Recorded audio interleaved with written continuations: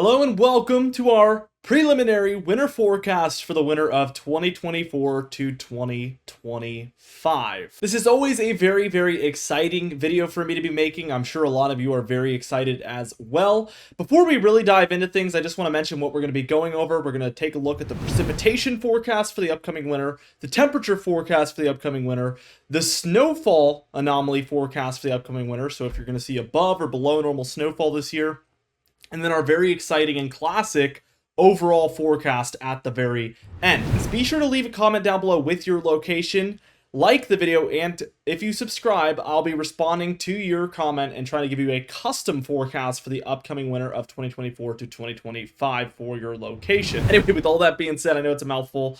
Let's dive into things and take a look at our precipitation forecast. And as you can see, we do see below average precipitation expected for the Southwest, and this is the opposite of what we expected last winter. Now, the reason being is because we're in a La Nina this winter. Last winter we were in El Nino, and typically in La Ninas we see a storm track that moves over the Southwest, really dodging this area. We do have a second layer of those below normal precipitation areas, and that's mostly going to be for California into Nevada and Arizona. Keep in mind that a lot of these areas are not very wintry, but some of them are, like the Sierra Nevada, where we see some of the most snowfall for the entire winter anywhere in the lower 48. During La Ninas, they typically see a lot less snowfall, and during El Ninos, they typically see a lot more. Now, we do have some other areas where we do expect some drier conditions, and again, this is mostly going to be due to that La Nina, and that's going to be for the deeper south up the southeast coast here, where we do expect to see less storms moving through.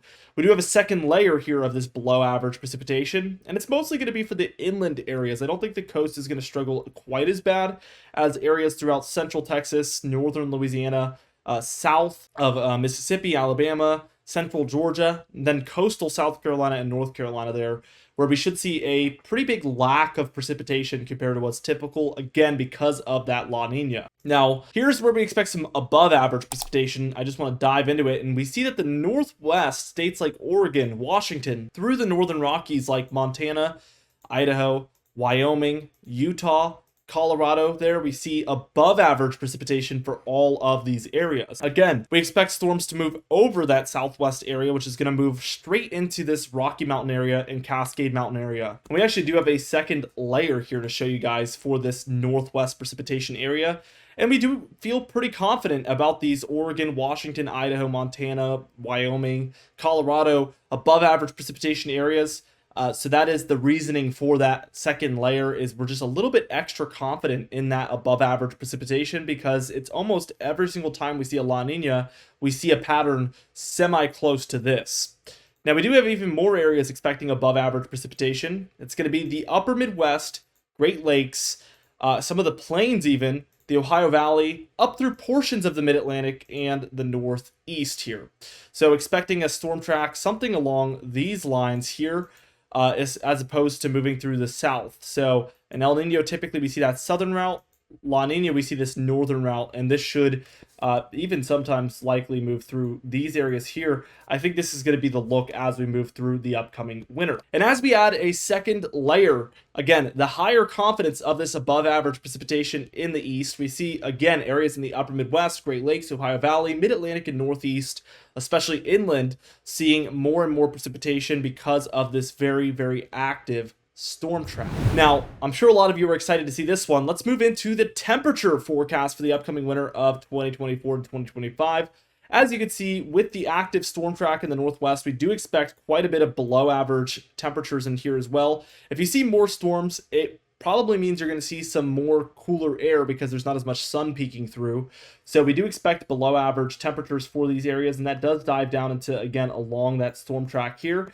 We do also experience some Arctic blasts in here. A lot of times during La Ninas, you have a more active northern jet stream. So we do expect to see quite a bit of that, especially for the plains, Midwest, and the Great Lakes, but could even be the case for some of the Rockies here, some of the Ohio Valley into the Mid-Atlantic and Northeast. You can't rule it out, so we certainly expect quite a bit of cold air to go around. And that's going to be the main reasoning for this second layer of confidence here of this below average temperature forecast.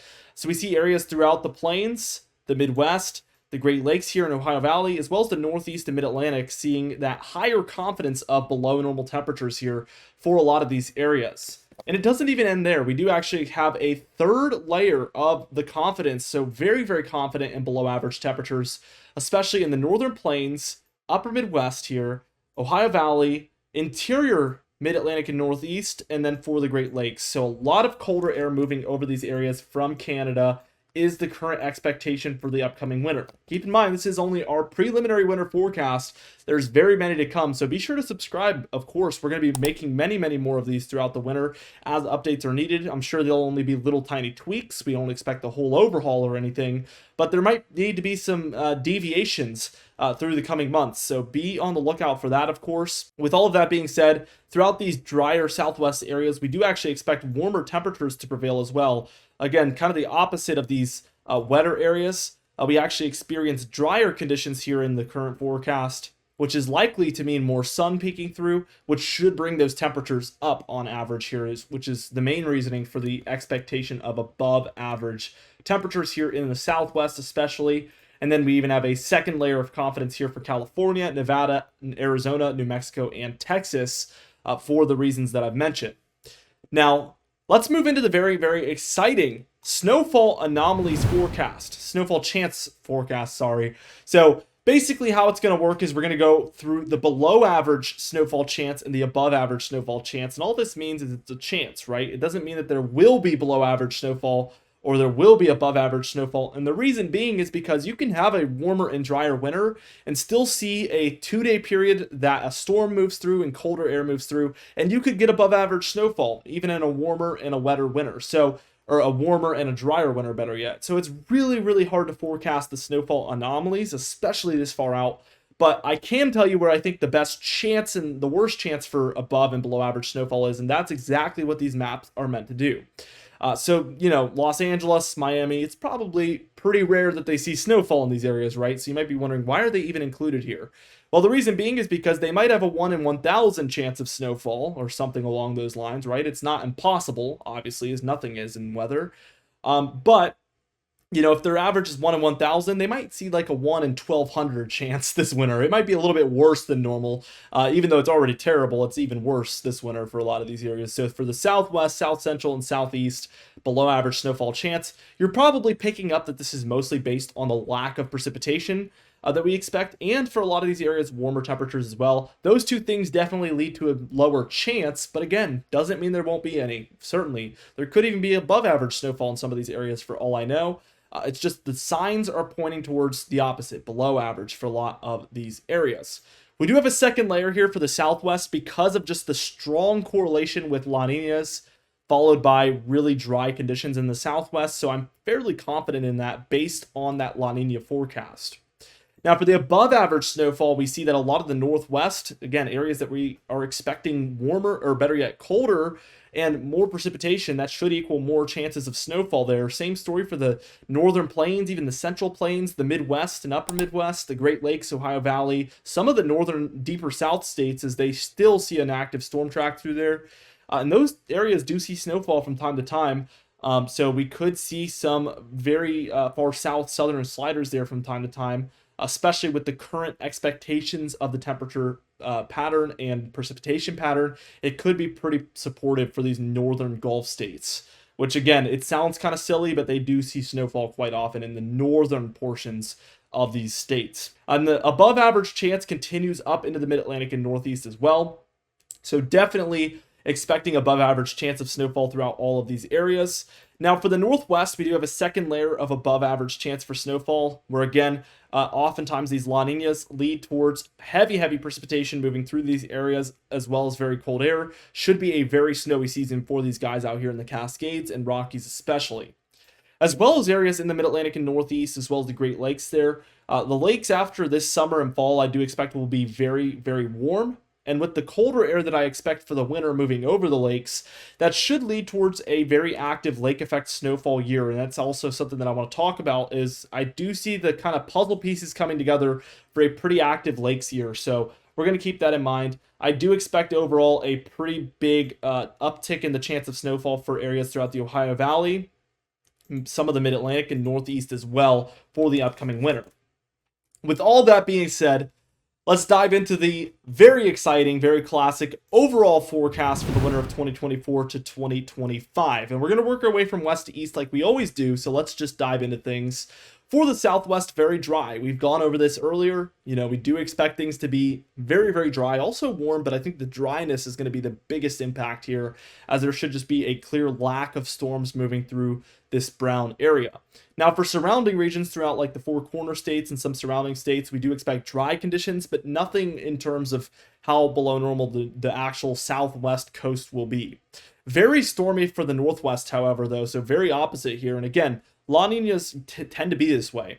More snow for the Cascades and the Rockies as well, as there will be very active storm pattern moving through here. Obviously, the Rockies and Cascades will likely be cold enough for snowfall, so all of that, if not almost all of that precipitation, will be in the form of snowfall. So keep that in mind. Very active snowfall year for the Rockies and Cascades is expected. For the areas just to the east of them, in eastern Wyoming, eastern Colorado, some of the plains, I do expect a cold and snowy winter, as a lot of this cold air should pour just to the east of these Rockies and could bring some very cold conditions. And I do think a lot of storms will spread into this area as well. Now, for the north central states, polar vortex could be a factor this winter, as La Nina winters tend to bring just a little bit of a stronger northern jet, like I mentioned, and that can oftentimes bring these polar vortex events. These are very hard to predict in the long range, so it's just a chance. You know, we can't say that for sure it will happen or won't, but the chance is certainly a little bit elevated this upcoming winter, and it's something we're going to be paying attention to, especially in future updates. So again, be sure to subscribe. Now, for areas below here, we do expect Arctic blasts to move through quite frequently, as they have oftentimes. I remember 2 winters ago, we had a very cold spell during December, and I do expect a lot of those types of cold spells with single-digit temperatures or even negative temperatures for these kind of Midwest and Ohio Valley and Great Lake areas. Speaking of the Great Lakes, we do expect, again, very active lake effect snowfall pattern. Typically, this is more of a November-December thing. By January, February, those lakes cool off, and that really does slow down the lake effect snowfall.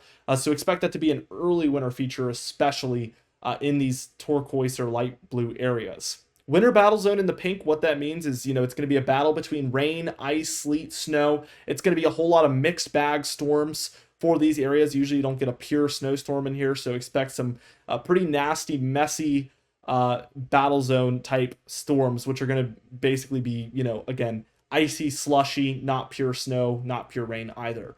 For the deeper south central and southeastern states, as well as just the Gulf Coast in general, major storms should still be a factor. Again, below average storms in general, but I wanted to point this out that there should still be major storms, as this is just year-round a very active area. So even with the below average activity, you should still expect to see some major storms moving through here and be aware of the possibility.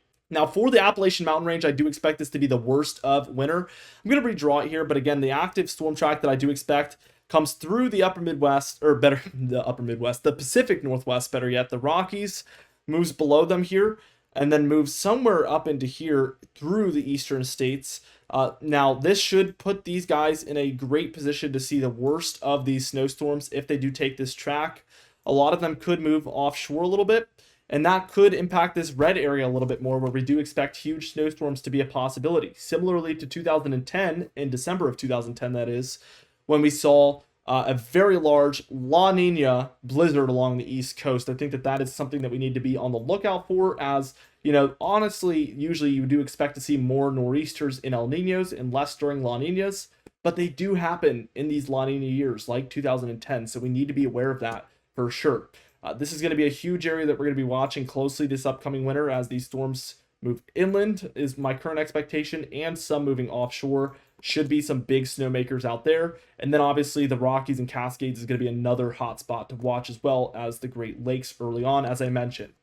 Anyway, thank you so much for watching this video. Again, we will have very many updates alongside just some fall forecasts that are coming up as well. Some other winter-related videos, so be sure to subscribe. We do upload every single day. You can even hit the bell icon for daily notifications when we upload, so you never miss one. Be sure to like the video if you did enjoy it, leave a comment down below, and I'll see you guys in the next video.